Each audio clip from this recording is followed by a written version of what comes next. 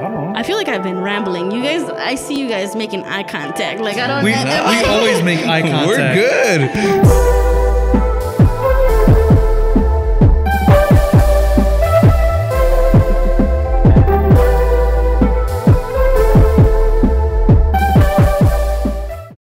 What is up, guys? Welcome back to another episode of The Ordinary Freaks.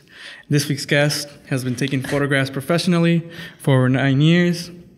She's founded and she's the owner of self-titled Karen Oliva Photography. So Karen, welcome to the show. Thanks for having me. What's up, Karen? How you doing? Pretty good, are you?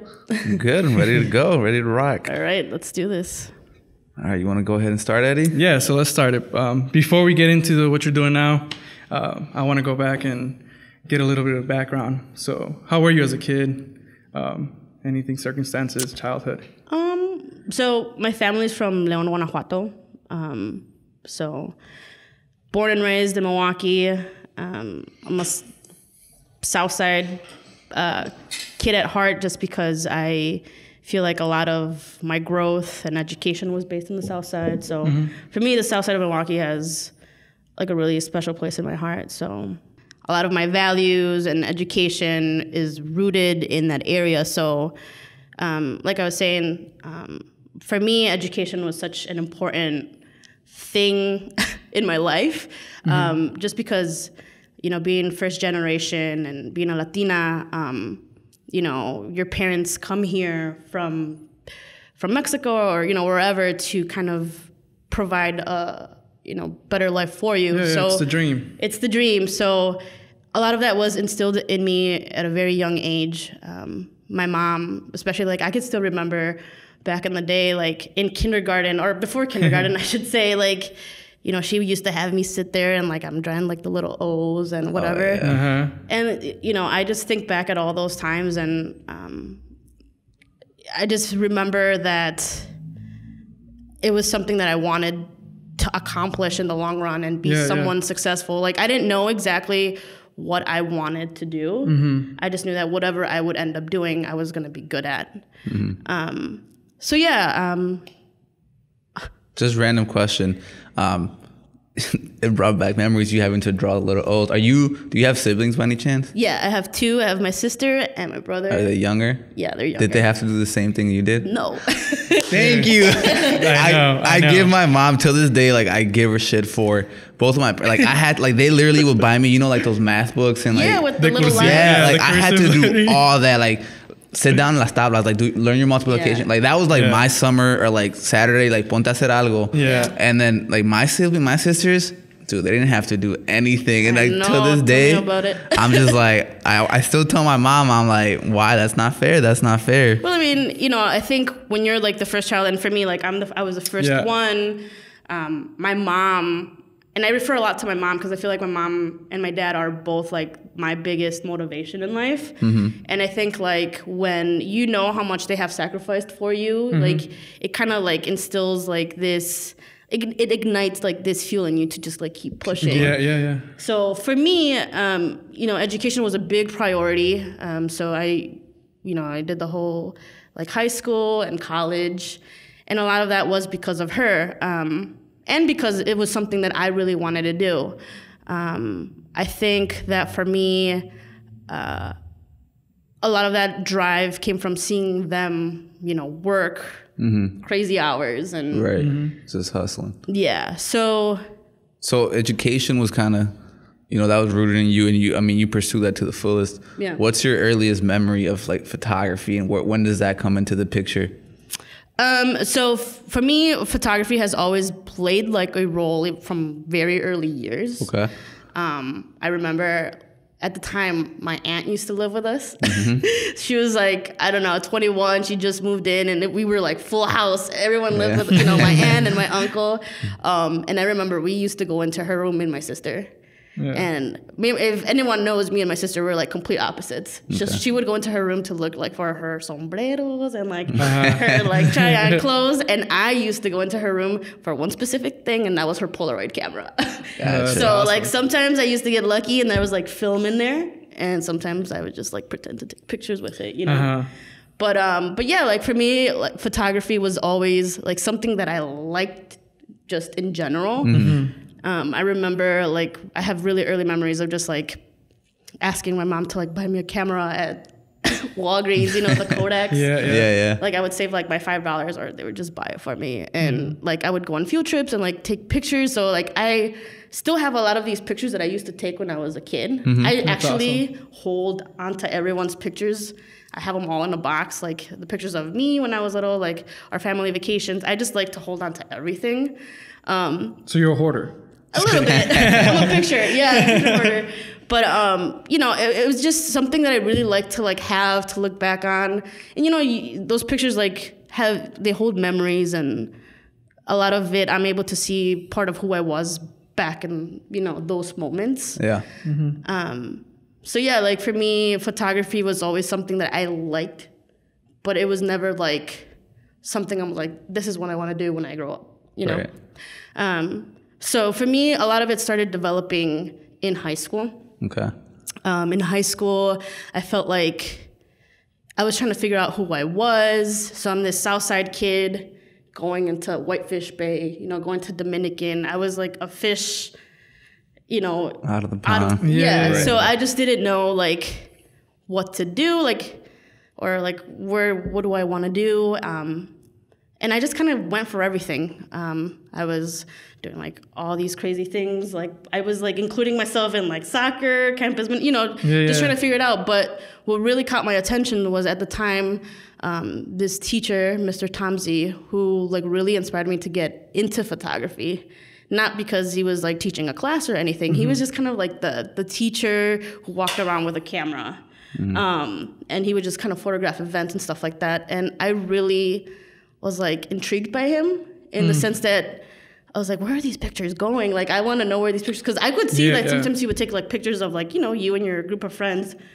So finally I was able to like get across, you know, the link, and, you know, it was just cool to see yourself in a different context. It's like kind of like an outer body experience to like be able to like see yourself and in different contexts, and to like be able to just see yourself in different environments, you know, sometimes it was, to me, I really liked that, those candid shots, those candid moments. So from there on, I felt like I wanted to kind of do my own, like I want my own camera type thing. There's this other guy too, who was a grade ahead of me, and he used to walk around with his camera, and I became friends with him on Facebook. And I would just see like all these pictures he would post in black and white, and I just like kind of fell in love with his work. So I was just like, it wasn't even his work. It was just like he was documenting his life, you know? Right. And I really liked that. So it got to the point where one Christmas, my mom was like, I don't know what to give you anymore. You know, you're kind of old. Like, I don't know what to give you. So like, she just like, you know, I'm going to give you money, and whatever you want to do with that money, it's up to you. Right. So I was like, all right.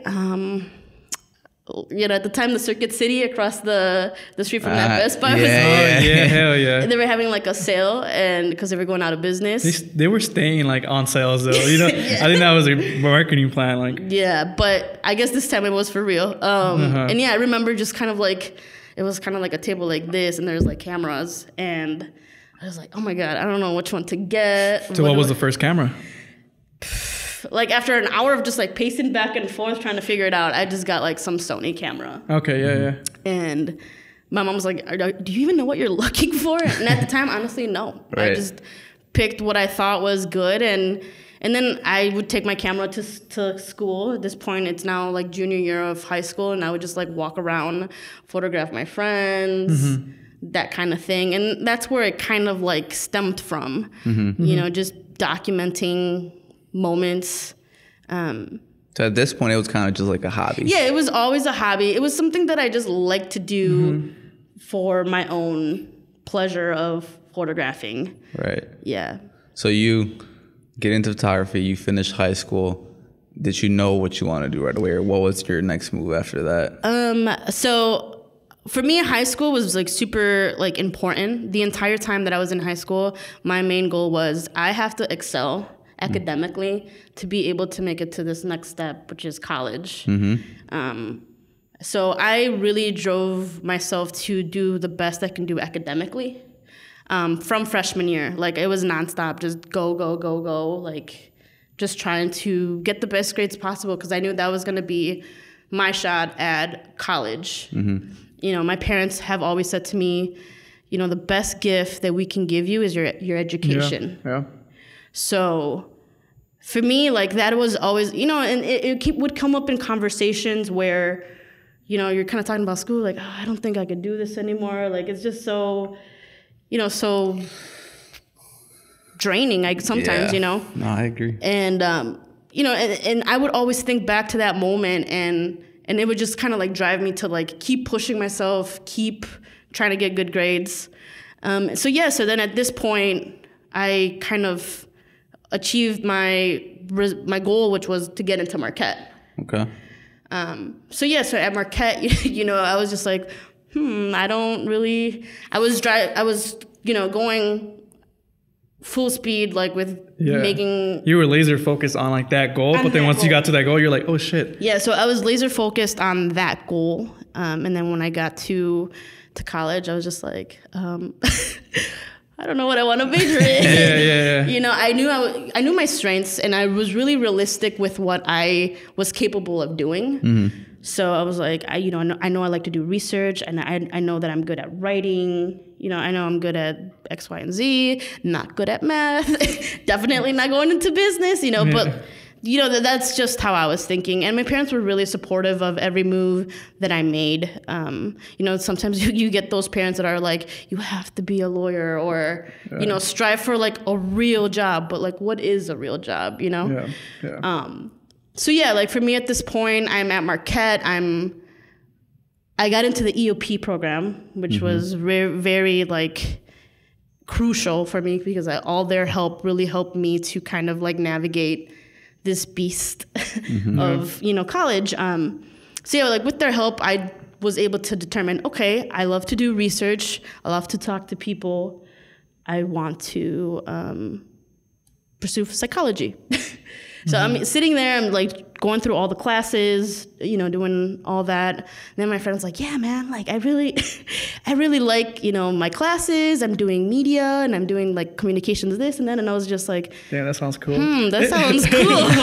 What kind of research are you doing? She's like, yeah, we were, like, researching, like, current news and that. And I was just like, I think I want to switch routes. At this point, I've always been a person that I tend to go with my heart.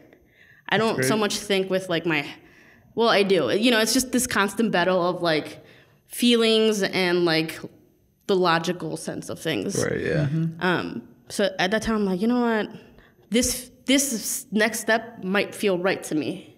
So before I went ahead and, like, switched majors, I kind of took a couple steps back to talk to, like, one of my mentors, I guess you can say, in life. And we met, we talked, and she was just like, are you sure you want to do this? You know, like, you've always kind of said that you like to do research and this and that. Like, are you sure that you want to kind of go a different route? I'm like, yeah, it feels right to me. So I just went ahead and kind of went with my heart, and I switched majors, and I didn't look back. So at that point, when you switch majors, is that where photography? Because I know you have a double major, you have a degree in fine arts and photography from MIAD, right? So is that at that point, that's when you discovered the alliance between Marquette and MIAD, or when that came in the picture? For me, you know, it was honestly second semester when I learned that there was, like, an affiliation with MIAD, and I remember I was doing public relations. I was double majoring in public relations, Spanish, and minoring in marketing. So when I learned about this, affiliation, I was just like, oh my gosh, like, like, you know, like, something in me started to kind of like gravitate that way. Yeah. And I was just like, no, like, I'm not gonna, you know, waste my minor to fine art, like, for a hobby. Like, you know, you kind of go through all these, like, thoughts and emotions. So whatever, like, that was that. But I was already doing weddings at the time. So for me, like, I was already doing weddings. I was already kind of booked for the season, if you'd say. Like, a lot of like my photography business started with me taking my sister's senior photos. And then from there, taking her friends' senior photos. And then... it just started snowballing. Yeah, it started snowballing. And then it came to the point where I was just like... And at this point, it's freshman year of college. At this point, I'm just like, God, do I want to post? Do I want to make my work public on social media? Everyone at the time was kind of like making their own Facebook page. And I just didn't... I don't want to say I wasn't confident in my work, but I was just like, what are people gonna say?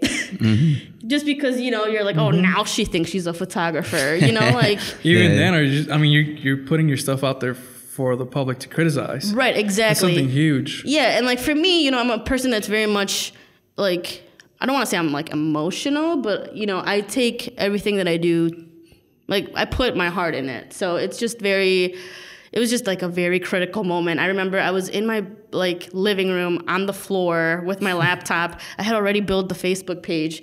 I'm like, am I gonna do this? Like, I feel so like wrong. It was just so weird because, you know, you're like, if I put myself out there as a photographer, like that's a perspective that people are gonna like. They're gonna see you as that a wannabe photographer, you know, like, I mean, I'm in college, you know, so I was just like, I don't know. So I just hit publish. And then my heart kind of just dropped. That's kind of how you felt. Yeah. So, and then after that, like literally minutes after that, I get a message from this one girl. Hey, I really love your photos. Like, I want you to do my senior photos. And then from there, it just kept snowballing. And to the point where I got a message and this chick was like, hey, I saw that you do photos. I really like them. I know you haven't done weddings before, but would you mind shooting my wedding? And I was like, oh my God, a wedding? Like, it's kind of, you know, you think of all the things that go into shooting a wedding. Yeah. And I, without even thinking, I was like, yep, I'll do it. You know, and I think back to that moment, I'm like, oh my God, I had such a crappy camera. And, you know, you start from zero. You literally, like, I still had, like, my Sony camera, and I was, like, buying little things here and there because, you know, this hobby was kind of, like, turning into, you know, something that I really was enjoying. So I wanted to keep learning. Yeah. So at this point, I'm already into weddings. I'm already like photographing, doing portraits and stuff like that. So when I learned about this affiliation, I'm just like, do I kind of want to see where this takes me? And I remember walking. My mom was cooking in the kitchen, and I was just like, oh, you know, I learned about this affiliation with MyAd, and you know, I think I want to do photography as my minor. And she didn't really say anything. She was like, pues, ay tú. Ya valió con esta. Yeah, she's like, pues, you know, like, ay tú, you know, like, basically telling me, like, well, it's up to you. Like, it wasn't like a yes or a no, you know? That's the worst. You're like, oh, I know. I wish I could read her mind. Yeah, and for sure. Yeah, you know, it wasn't a yes or a no. It was just like, it's up to you. Oh man. So I remember just kind of like still like debating it. But like to me, for some reason, it felt right. Like I'm like, if I'm gonna try to, you know, develop this as a hobby, you know, I felt that along the path somewhere in life, if I was doing public relations, I would fall back into marketing. I mean, they go hand in hand. Yeah, right. So I was like, screw this minor. Let me sign up for MyAd. And I did. And, you know, that was a completely different world that kind of opened my eyes to just what goes into, like, the installation process of a photo. You know, it's not so much as like, oh, like, stand there, let me click, you know, it really made me think of like the whole picture, lighting, composition, you know, not really editing. You know, I was expecting, I really wanted to go into MyAd and be like, I'm going to learn about this, I'm going to learn about that. But, you know, it was just a very different experience. Yeah. And it was very intimidating because here I am, you know, just walking into MyAd with my yoga pants and Ugg boots, like every other Marquette girl, you know. And here are all these kids looking all, Crazy. all cool. Well, I mean, they're very much into like expressing themselves, Yeah. So I was just like, what am I doing here? Like, I just felt completely out of place, but I wasn't the only one. It was me, this other girl, her name, AJ Trella, who really also was inspiring me at the time at Marquette. So we kind of just went for it together, and we became friends. Yeah. And she was more of like fashion photographer, and I was just kind of like wedding. So I was like, what am I doing here? Like, I felt really, really nervous. But like, it came down to like, we would get like concepts, you would go shoot the concept, and then in a room with empty walls, you'd put up your work, and then everyone would critique it. And I would always on critique day, I felt like throwing up. Everybody does. Like that's one thing that we were gonna ask you. Actually, it was like for someone that might be looking into getting into a arts or design major or field, and I think it's in all schools. I guess I bet across the board. It's something similar that goes through it. Yeah. Like I went through it, and I always felt like I had to bomb it, or like especially because you put so much of your heart and soul. Long hours, you don't barely sleep. Yeah. At least in the architecture and design world. And then for that next morning for someone to tell you, oh, this is crap, take it down. The next, and you're like, you feel like a screw up. You feel like you're not going to make it in life. Can you speak about how you handle that criticism? Yeah. So actually my very first class with, I forget his name, but basically it was this composition class. It was like the first photography class that you take at MyEd. He's like, just take a couple shots of like, basically it was like, whatever. I just want to see what you can do. And I was like, okay. So I like went out to like the whatever, I think it was like the third ward or whatever. And I'm just like focusing on like composition, making sure that like this cup here is like in complete focus and the back is blurred. Like that looks good, right? Yeah. So like, and I remember it was like a photo of like a flower and just like other random things. And we posted it, and he was just walking around looking at everything. He was like, okay. I'm like, all right, whatever. Yeah. And then we get our grades back like a couple classes later. C-. What? Like, you're like, what? Okay. Like, I'm not doing this right. Like, and then I started to kind of like pick up like, what is he looking for in photography? And at the time I was like, I kind of felt like, oh, I'm not supposed to be here. Like, just because that's when I learned that just because I have a camera doesn't make me a photographer. Yeah. So basically, I guess what he was trying to get at, just because you know how to like focus and do this and you know how to like sort of control lighting, that doesn't make you a photographer, which kind of like hit me, not all at once, but I was just like, I had to think more about what I was taking and be more, just be more conscious of my pictures. And from that point on, I think like a lot of like the concepts that I was doing kind of reflected more thoughtfulness. And I think he like started to appreciate that. He was really into abstract stuff, which kind of made me have to think out of the box. Yeah. For me, MyEd was, at the time I felt like I'm not learning anything, but like once you're reflecting, it's like, I did learn a lot about just concepts and space and being thoughtful of my work.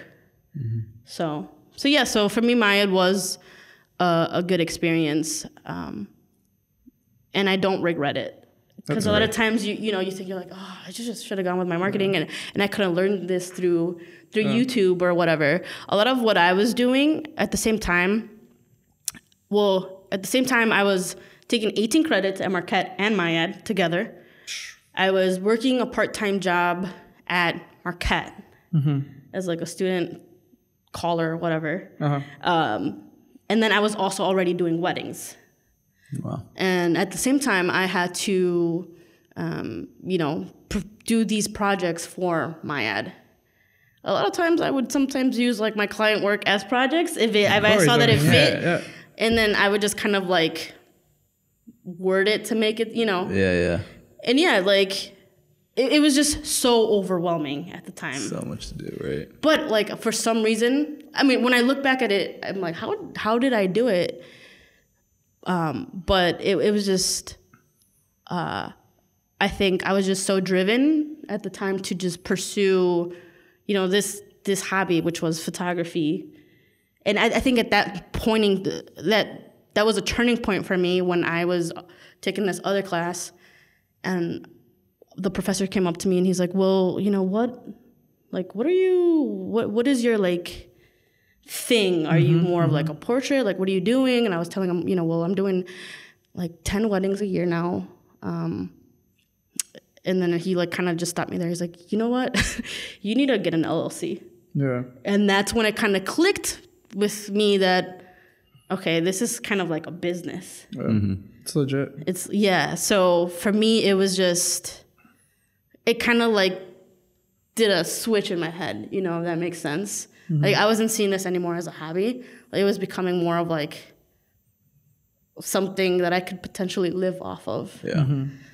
So it really started to change my mentality of how I went from being this kid who loved taking pictures and just enjoying photos to like making this a career. And that was kind of scary. Yeah. I'm sure. Yeah. So you were, so that's that flip switch, but at this point, when we originally met, we kind of chatted a little bit about this. Yeah. How, in a sense, it's still kind of a side hustle. You still have, I guess, other aspirations, other things you want to focus on. Yep. You mentioned, kind of one of your, I guess you had another goal was working for a certain place, company, getting rejected several times and then finally making it. Can you tell us about that whole experience, and then how, it was just a 180 and now you're just, full focused? Yeah. So at the time I was like, okay, this is cool. Like, I could make money out of this in the side, like it's like my side gig, like you said. But I was still like 100% focused on school. This was junior year and I still had like, I studied abroad, so I had 2 years left ahead of me. So I'm like, I remember I'm sitting in my room in Madrid where I was studying, and I had to apply for internships. So I'm like thinking, like, what do I want to do with this public relations, major? And at the time, like, it just didn't make sense to me, like, what I wanted to do. Like, there's different ways and paths that you can take. Like, you can work for a nonprofit, you can work for, marketing agencies. And at Marquette, like, a lot of what they instill in you when you're taking like these big marketing classes is like, oh, you could potentially work for so-and-so agency or so-and-so, So I was really aiming high at one of these agencies. And I remember when I was taking classes at MyAd, this agency reached out to me and they're like, we would like for you to come and do an internship, but it seems that your schedule, my MyAd schedule, was not going to work. So we're just going to have to hold it off for another time. So I literally had the opportunity in front of me and I was just like, well, it's not like I can say I can't take these classes anymore. I was like, whatever, like, if it's meant to happen, it's gonna happen. I've always been a firm believer of that. And I've always kind of like lived my life with that mentality. If something's meant to be, it will happen. So I really didn't stress about it. But then I did like that junior semester in MyAd, and then I went to study abroad, and I'm trying to look for my classes for next year, and one of them had to be an internship. And I just couldn't understand why. I pictured myself doing agency work, with some of like the top agencies in Milwaukee, but for some reason, like, nothing was catching on. And then I came across this internship this organization called Startup Milwaukee. And I remember I submitted my PR campaign that I did for one of my previous classes. I like drew the whole book up, and it was just like this whole like media thing that we created. I submitted it to them and I was like, well, let's see what happens. And they like Skyped with me and we kind of like chatted, and then, oh, we would love to have you for next year, for your internship. So that's where it kind of like, I was like, okay, like, I like where this is going. But I didn't think much about it. I'm like, this is just an internship. It's a stepping stone for me to work in this like marketing agency. So I had, I learned a lot, and that was it. You know, I did that for like a year and a half. And then after graduation, you know, I was pursuing this one place, this marketing agency to like get a job there because I really wanted to work there from the beginning. As soon as I started my my public relations career, that's where I wanted to go. Yeah. I knew that was my goal. It went from being so kind of like, I don't know what I'm doing to that's where I want to be. Yeah, cool. So it was clear to me that was it. So yeah, but it didn't happen right away. You know, I applied to several different places and I'm like, why am I not catching anything? You know, I'm bilingual. I'm, you know, I can do a lot of things, but I feel like a lot of times things do happen for a reason. And when I look back, I look at this startup company that I was working for, and it's just interesting, like how all the pieces connect. So for me, it was just so like taking everything in and just kind of going with the flow. Yeah. And a lot of times it's kind of scary to go with the flow. So from there I worked at another multicultural small agency in downtown Milwaukee.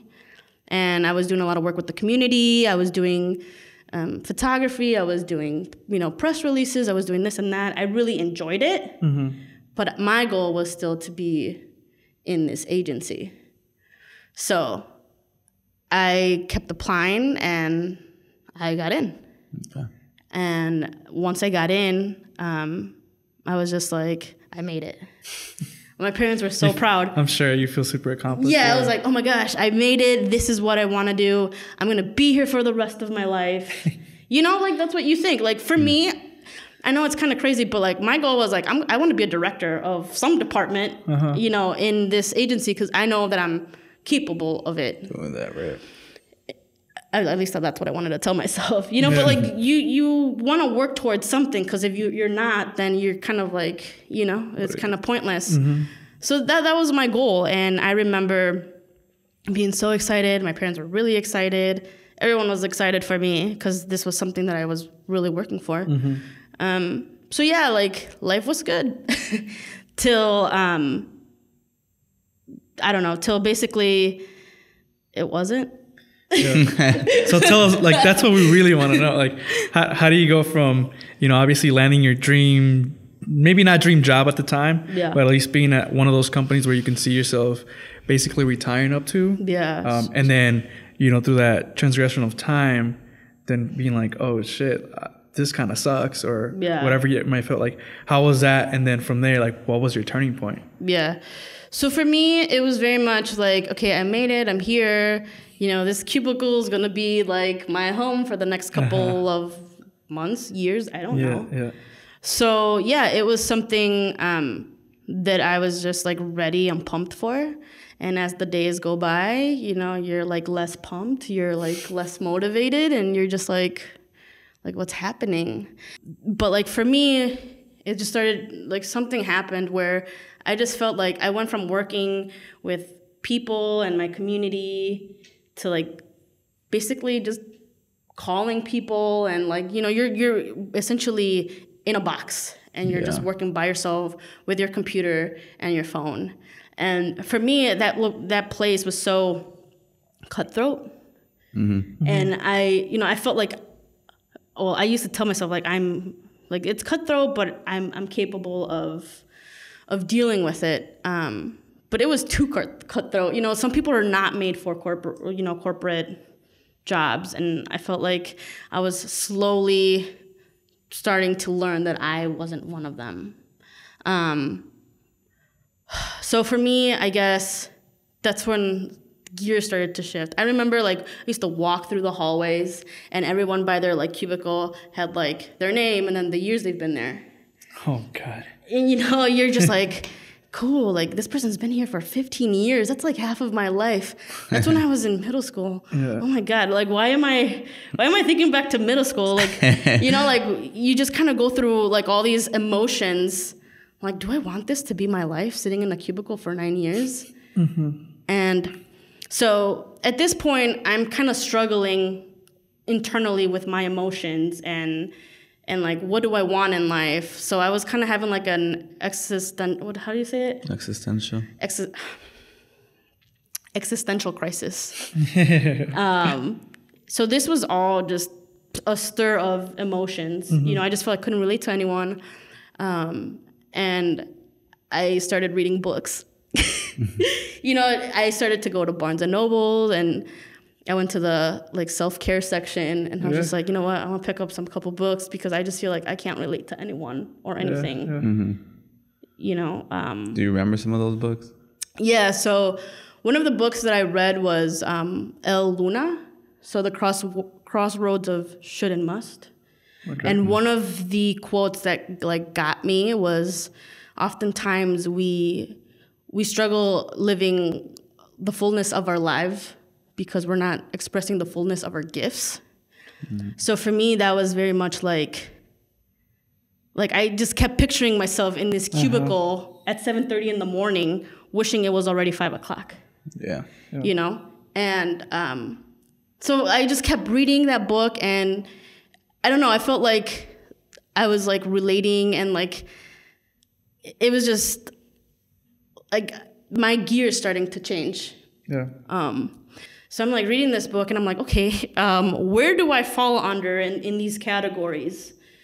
And I'm like, well, a career, yes, but like right now I'm feeling like I'm at a job where I'm just here 8 to 5 to kind of just get a paycheck. It kind of was starting to just not mess, but it was starting to affect the way I was thinking about this goal that I had for so long. Yeah. So as I was reading this book, she comes up with a hypothesis that basically says your job should equal your career, that should equal your calling. So I was like, okay, I'm not happy here. You know, and it kind of just changed my perspective on what I wanted to do. So at the same time, you know, I'm reading these books, but I'm still going to work, and I wanted to stick it out as long as I could. But the same anxiety of knowing that I wasn't happy was really I felt like there was an emptiness in my chest. You're getting pulled from either end, and you're like trying to stick with one, but it's like it's impossible. And it was just like so overwhelming because I was just like, do I really want to let go of this dream that I pursued for a long time? You know, and I remember I used to talk with my parents about it, like. And I know my parents to me are like my best friends. Like I feel like I tell them stuff and they'll support me in my decisions. But my mom and dad at this point, they were like, you know what? I think you just need to tough it out. The first year is always the hardest. But like to me, like in my heart, I'm like, this feels wrong. This no longer seems like my long-term goal. Next week I go in and I put my 2-week notice, and I didn't look back. I didn't have anything set up. I just knew that was the next step I had to take. Yeah. And I did. And it was scary. I bet. But I was just like, you know what? I'm just going to do it, and we'll see what happens. And what happened? Clarity. So clarity happened. And I was kind of scared because at the time I was so focused in my career in public relations that I wasn't really focusing on photography. You know, I wasn't really focusing on like making it anything. You know, it was just something people would, you know, contact me and like, oh, I want you to photograph my wedding. Everything was word of mouth, which is great and I love. And, you know, I never really struggled or I never really tried to make it a business because it was just something that I loved doing, you know. Right. So at this point already, I'm like, I maybe could pursue photography full time. And that's where everything kind of started to change for me. Yeah. Cool. I feel like I'm right. So it's not to put any labels, but your niche is weddings. Yeah. The kind of photography you do. Can you tell us some of the stresses, you know, some of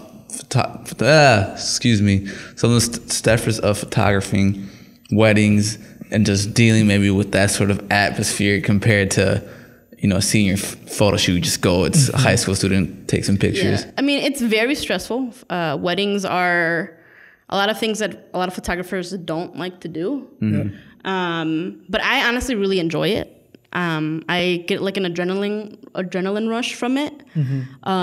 Because it's just very, literally, it's very like, you're dealing with someone who's emotional, and this is their big day. This is probably the most important day of their lives. It is for a lot of people. For a lot, yes. Like for me, for some reason I get nervous about a lot of things, like this podcast. But like when it comes to like weddings and stuff like that, I have zero nerves. I'm just like, man, that's crazy. I'm just like ready to go, and I just kind of like jump into it and like don't look back. Yeah. So yeah, like for me, I don't feel any stress. Honestly, there's been so many times that I cry during weddings. It's kind of ridiculous. Like because I enjoy doing them so much, and like walking down the brides walking down the aisle with their parents, like that never gets old to me. Yeah. So like I really love photographing like those raw moments and like being able to give these pictures to the couples and having them, call me or email me or, whatever back saying that they love them. And, that to me, that's fulfilling. Yeah.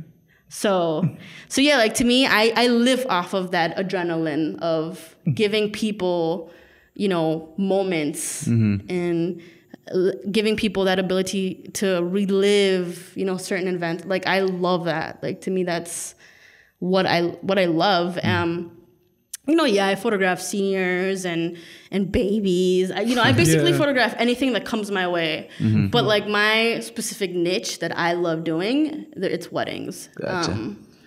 Well, I mean, it comes with a lot of practice. And like I said, like when I was in college, when I really was procrastinating, I was on YouTube, and I was like, when I wanted to learn how to do something, I would like literally YouTube it, like how to, and then, whatever. And I would just watch video after video after video, and then just kind of like, okay, it's a bunch of like trial and error. Yeah. And a lot of people, which, a lot of photographers and a lot of teachers would tell you, there is a right and wrong way of taking pictures. Honestly, there really isn't. It's personal style. It's just preference. personal style. It's personal preference. It's how you choose to tell a story. Like there's so many like nonfiction books, but like every author tells their story however they want. Yep. And that's the same thing with photography. Like I can tell a story a certain way. Like my editing style may convey like certain emotions. I always like to say like I feel color. Like I mean, maybe other photographers like might relate, but like I feel like I can feel color. Okay. So to me, like when I'm editing, like I know a photo is ready when it feels right. Gotcha. I forgot what I was gonna say. Fuck, sorry. I think that's definitely one thing that I always been curious about, and I ask a lot of my artist friends, like, out of your work, I mean, because we're all artists besides, we just choose different mediums. Yeah. Like, what is your message? Like, what do you want to instill in others? And, I love that you bring that, like, it's just to feel right. Like, there's no prescribed recipe for it. I mean, obviously there's steps, there's checklists that you might go through. Yeah. But at the end of the day, it is your artistic being that you're putting all your work, your hard work into it. Yeah. How do you like, obviously going from that, how do you set your photographs for it to tell that story? I think for me, I really kind of try to vibe with the couples that I photograph, like their interactions. I try to get a little bit of like backstory, because I want it to be as natural as possible. Yeah. A lot of couples that come to me are like, how do you, are you gonna pose us? Like, like that's always the number one question. We don't know how to pose. Like, are you gonna tell us like what to do? And I'm like, yeah, like don't worry, like, the first couple shots are always, you feel stiff, but like very rigid, very but sure. Like I honestly, with all my clients, I try to build like a relationship with them to the point where like I want them to feel comfortable with me. And a lot of times, like honestly, I can say that almost all of my clients are my friends now. Gotcha. And cool. You know, I've gone from photographing people's weddings to maternity sessions to, you know, their baby's first year. Like, to me, that's amazing and that's super fulfilling. So yeah, like for me, it's just very much capturing them in their element. Yeah. And I'm just there to capture it. You know, I don't really try to impose my creative view on them. I like for people to be themselves and for me just to be there to guide them. Right. And I think that's key because, I mean, that's how you really capture the emotions that you want to show. You know, they're just being themselves and not having to pose. I think that's something it's a little, like you said, rigid, and you really get what you want out of it. So now you're at the point where you're, you know, this is your actual business. You do this, I guess, for the most part, full time. Yeah, for the most part. You know, where are you now with weddings? How often? You know, where are you going? What's your kind of point so with that? As for my photography, I'm still doing weddings. I went from doing like 10 to 15 to doing 20 to 25 weddings a year. And, you know, it's a part-time and a full-time job in a sense. You know, I'm always doing photography no matter what. But like, I feel like when I need to kind of come down from like the stress of photography, going to school on Monday is something I look forward to. Gotcha. So I mean, right now I'm just focusing on the next step. I've been kind of connecting with all these other creatives to see what is it that we can do to kind of like push ourselves to go forward. Grow ourselves. And together. And I feel like a lot of kind of like retracking when I was still at GMR, I think, Michael Cerda, he posted on Facebook, he was doing like this donut like project. I don't know if you guys remember it. Yeah. He's like, I'm looking for a photographer. I'm trying to do his voice. I'm looking for a photographer to photograph my, you know, my set. And I messaged him, and at the time I had a studio over by the public market. I was renting a space. And I was like, yeah, man, I'll do it. Like, come on down, and I'll take the pictures. And then so he came, and we were just kind of like talking, and I'm like photographing his stuff, and he had already, because we're friends on Facebook, he had already like left his 9 to 5 or whatever. Yep. And he was pursuing this freelance concept. And I remember him like photographing the donuts. I'm like, oh my gosh, what angle should I get these in, you know? And he was like, so, like, when are you going full time? And I was just like, oh, that's a good question. I don't know. And he's like, man, you're good. Like, you should go for it. Right. And, you know, hearing that so many times from like other different people, you know, it kind of like gives you this outer body like perspective of yourself. Start believing it. Yeah, you start believing it. So I remember like that was one of the key factors for me to kind of like, you know, switch lanes to go into like this photography route. And yeah, like, I don't know, like Michael's one of the many people who has kind of like been that other, you know, voice. Like, yeah, like it's scary to go into the unknown and not know, like, you know, what's going to come out of it. You know, like with your regular job, a lot of times, you know, you know the outcome. There's a lot of options. But when you're creating your own path, you know, you're creating your own opportunities. So if you're choosing this route, you're choosing, you know, constant work and then just being, you know, on top of it 24/7. It doesn't stop. And I think, I mean, it is scary. Like we just had this conversation on Thursday. Multiple times, yeah. You know, it's scary but it's exciting, you know, and you feel that adrenaline. And I think, you know, being surrounded with other creative people, you know, you realize how we're all really the same. We all have the same fears. Yeah, it's like-minded. Yeah, we're all like-minded. So, you know, it's cool. And yeah, like the next step is undetermined, but it's, it's coming, you know. Yeah. That's cool. Awesome. All right, so let's move on to the questions. Oh God. So I think you have some experience with this, but what advice would you give to someone going into their senior year of high school or college, and they don't know what to do? They come to you. What advice would you give that person? Well, I mean, I honestly get this often with the girls that I work makes sense. with. Exactly. And I mean, it's just hard because every situation is different. You know, every kid is different, and I know, like, I see myself in a lot of these girls, which is, I think, is really key when you're trying to help someone, you know, seeing yourself in other people. I don't know. I always tell people to go with their heart. And I know it sounds corny, but it just, you know, going with what feels right will always open doors for you.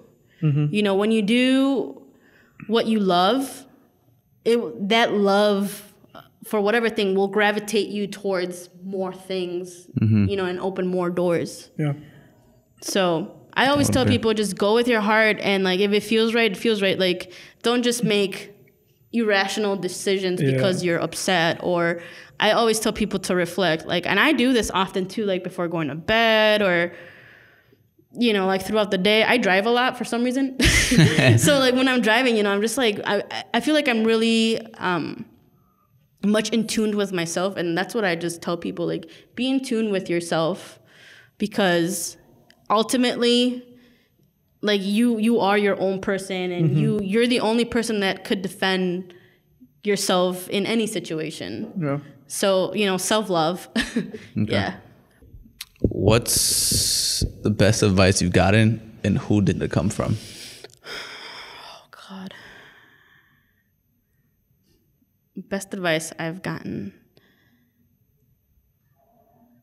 Be from a book. Yeah. I mean, you kind of said one, but is there another one you can think of? Honestly, the best advice I have gotten has probably have to come from my grandma. My grandma is Tito from Rocket Power. Gives you 90 Kids reference. She has all these Hawaiian sayings. but like, no, for real. Like, a lot of times my grandma she's very much my rock, just as much as my mom and my dad. But like, I always go to my grandma kind of more carefree. I feel like I'm more cautious with my mom and what I tend to say. Yeah. But with my grandma, more like, say how it is. Blunt. Yeah. Say how it is. She's very blunt too. She's very sarcastic. But like, for me, one of the things she always says is, hay más tiempo que vida. You know, there's more time than life. And for me, that's something that I always carry with me, because I have X amount of hours in a day that I can do, you know, as much as I set myself to do. So, yeah, like, I always, you know, relate to that, and it just kind of like brings me back to like, what is my purpose? What am I trying to do with my 24 hours? Yeah. So. Yeah, that's cool. That's cool. If you could have dinner with one person, dead or alive, who would it be, and where would you take them? I think if I could take anyone, dead or alive, I think it'd be my grandma, from my dad's side. Because it was just, basically, I feel like I never got to really tell her, like, what I wanted to do with myself. Oh my God, I'm gonna start to cry. You're fine. You're fine. It's okay. You're fine. That's deep. Hold on. You're good. So my grandma, she lived in Mexico. Well, I was sitting abroad. You know, I would call back home, or not call, but we would Skype back home. And I know, you know, I would talk to my mom, I would talk to my dad, and then my dad would be like, yeah, you know, your grandma, I talked to your grandma, and like, she's excited that you're, you know, studying abroad and all this stuff. But I never really had a connection with my grandma, because she was in Mexico, and, you know, it's hard. It's hard. No. Yeah, when you don't see someone. My parents trying to, I guess, I worry a lot about things. So they never really told me how sick she was or, you know, what had happened. But it got to the point where I remember it was like the last week of me studying abroad. Yeah. And my parents were like, you know what? I don't think we're going to be able to pick you up from the airport. I'm like, don't worry. Like, I had just traveled the world, so I can get myself home type thing, you know? So I was just like, you know, you just go. Like, I didn't know how bad things were, to be quite honest. Okay. So it was just such a hard experience because it was literally that Thursday before coming home that Saturday. And I was like walking with my friends, like for the last time, you know, you're doing the last. And I just remember feeling like I was walking and I felt like something like just hit me.